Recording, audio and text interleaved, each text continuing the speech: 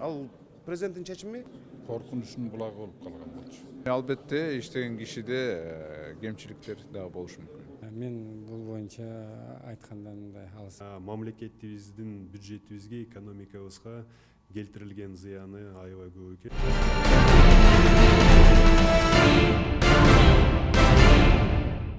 Министрлер кабинетинин төрагасы Акылбек Жапаровдун кызматтан кетиши коомчулукта бир катар суроону пайда кылды. Биз азыр жогорку кеңештин депутаттарынан Акылбек Жапаровдун кызматтан кетишин эмне менен байланыштырат жана бул маселе жогорку кеңештин жалпы жыйынында көтөрүлөбү? Ушул тууралуу сурап көрмөкчүбүз. кеткенин мен өзүм жанагы салык кызматынын башчысы, анын орун басарлары камалбадыбы?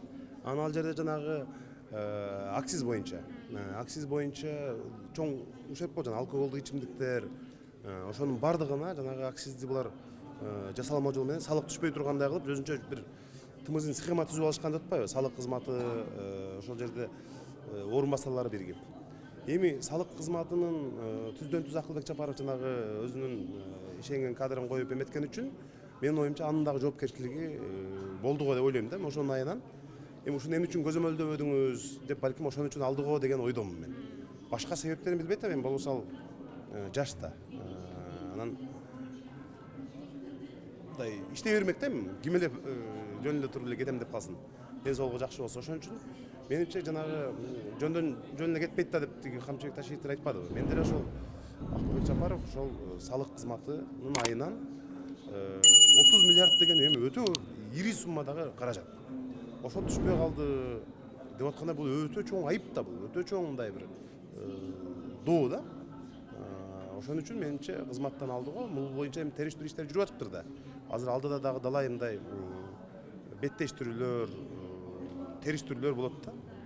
Ошон үчүн мен жеке ошентип ойлодум, ошо салык кызматына байланыштуу жанагы акциздерден ири суммада каражат түшпөй өзүнчө схема түзүлүп калганына өлкө жетекчилиги, коопсуздук кызматтары аябай мындай нааразы болса керек да.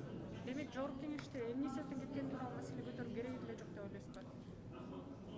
Көтөрүлдү. Биз мындай комитет жыйындарында сурадык. Ал президенттин чечими ушундай чечим кабыл алды деп коет президент өкүлү. Азыр сурасам, мына азыр сиз барып сура десеңиз мен сурайм. Бирок ал айтат, бул президенттин чечими, ушундай чечим кабыл алды. Эч кандай башка себеп жок деп коет, болду. Жол ошол эле болот да.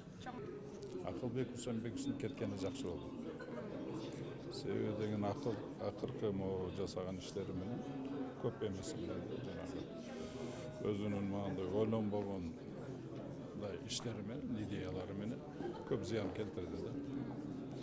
Ошондуктан ал киши биздин Кыргызстандын улуттук коопсуздугуна коркунучтун булагы болуп калган болчу. Азыр дагы эгер бийлик системасында боло турган болсо, ошол эле коркунучтун булагы болуп тура берет биздин Кыргызстандын улуттук коопсуздугубузга. Ошондуктан кеткени жакшы болду. Эмне себептен бошоткон мен аны билбейм. Эрте бирсүнү билет го. Менин пикирим боюнча маселе бар да. Пикирдин башчысы аны бекерден айтпайт да. Балким ал кишиде материалдар бардыр, мен билбейм, аны айтып албайм. Бирок бир нерсе мыйзам бузганды мен байкадым. Тарыхый корголо турган имараттарды жокко чыгарган өкмөт жол берип атат. Бул мыйзам бузуу. Эми буга кече күнү дагы кошумча маалыматтар чыкты. Албетте ошо налоговый тармагында бир топ жанакы камоолор болду. Ошону менен биргеликте текшерүүлөр жүрүп атат. Эми так азыр айтууга болбойт, анткени баардыгын тергөө гана чечиш керек. Албетте тийиштиги барбы же жокпу? Албетте жетекчилик болгондон кийин бул чоң жоопкерчилик. Ошого жараша чоң мындай ушундай маселелерди мындай өтө этият жол менен алып барыш керек да, ачыктуулук, айкындуулук болуш керек. Эми күтүп турсак анан билинет деп ойлойм. Эми мен бул суроого жооп бере албайм. Албетте муну кандайдыр бир себептери бар деп Камчыбек Кыдыршаевич айтып атат кече күндөн күн. Мен так билбейм чындыгында. Ушул маселе жогорку кеңеште көтөрүлөбү? Бул маселе жогорку кеңеште көтөрүлөт деп айта албайм. Билбейм, эми убакыт көрсөтөт. Сиздин пикирде көтөрүлүш керекпи же көтөрүлбөш керекпи? Эми эгерде кандайдыр бир козголо турган маселелер болсо, анда көтөрүлүшү мүмкүн. Эгерде эч кандай бир суроо жок болсо, көтөрүлбөйт. Эми негизинен байланыштыра албайм, мен бул президенттин чечими деп атат. Бирок мен өзүм боюнча жөнгөткөн жокко деген оюм бар. Эми бир маселе болушу мүмкүн. Өкмөттө иштегенден кийин кемчилик ар бир жерде болот. Ошо кемчиликтердин негизинен кетти го деген оюмун. Атак иштеп аткан жумушу жакшы болчу. Бул эми көп жаңылыктарды алып келди. Сырткы биздин байланыштарыбыз боюнча жакшы жумуштарды аткарды. Аны ачык айтышыбыз керек. Биз жаман деп айтканга акыбыз жок. Кемчиликтерин да эми угабыз, кайсы жерден эмне болуп кеткенин. Жогорку кеңеште маселе көтөрүлөбү? Жогорку кеңеште маселе деле көтөрүлбөйт. Эми ар бир депутаттын өзүнүн ою бар, мен эми баарына жооп бере албайм. Бирок менин оюмча андай деле маселе көтөрүлбөйт. Если мыйзамды бузган болсо, анда укук коргондордон жооп берет.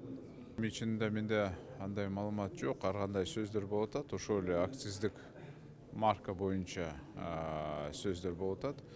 Менимче Акылбек Усенбекович Жапаров жакшы эле иштеди. Бир топ эле экономикалык реформаларды кылып кетти. Бул кандай каалабасак, бирок ал тарыхта калат. Кечээ эле мына бүгүн эле даже төрага өзү айтты, бир топ эле иштерди кылып кеткен деп ушуну айткан да.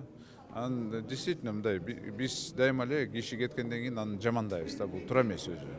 Ошон үчүн баалаш керек. В любом случае 3 жыл Кабминди жетектеп жүргөн. Бир топ эле чогуу эле биз идеяларды биякта өткөздүк. Эми албетте иштеген кишиде кемчиликтер дагы болушу мүмкүн. Эмне себептен кеткенин мен эми айта албайт экенм. Себеби өзүнүн арызы менен өзүнүн жеке каалоосу менен кетти деп жазыптыр. Урматтуу президент Сооронбай кабыл алыптыр. Эми кандай себептер менен эми ар ким ар кандай себептер кыла берет. Эми аны өзүнөн билип, өзү ачык айтмайынча бирөөнүн кандай болуп кеткенин айтыш мындай кыйын да. Эми мындай коомчулукта эми ар кандай ойдо боло берет да, жанагы салык боюнча деген бир маселелерди айтып атат. Эми салык боюнча жанагы чоң мындай мыйзам бузуулар болуп кетпеди, ошого байланыштырып атат. Эми мен бул боюнча айткандан мындай алысмын да. Ар бир бийликтин бутагы өзүнүн түздүн түз бекитилген милдеттерди аткарышы керек, жана ыйгарымдыктарды так аткарышы керек даана. Биздин милдеттерибиз мыйзамдарды чыгарышыбыз керек, элдин өкүлдөрү катары өкүлчүлүктүн ыйгарымдыктарын аткарышыбыз керек, элдин мүддөсүн максималдуу түрдө ишке ашырууга биз алып барышыбыз керек. Жана болгон каталарды аткаруу бийлик менен чогуу иштеп, ошону жоюшубуз керек. Үчүнчүсү бул көзөмөл функция. Көзөмөл функция аябай маанилүү. Мыйзамдар кандай аткарылат, бюджеттик каражаттар туура жумшалабы же туура эмес сарпталабы, бул жагынан баа беришибиз керек. Жоопкерчилик бул бизде тиешелүү система иштейт.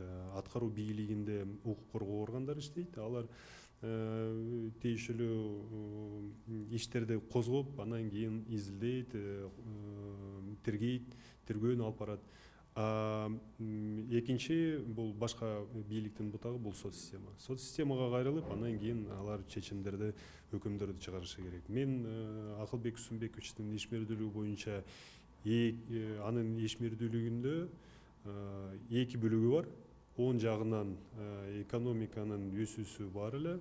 Бирок көрүп атпайсызбы, бүгүн президент өзүнүн сөзүндө белгилеп кетти.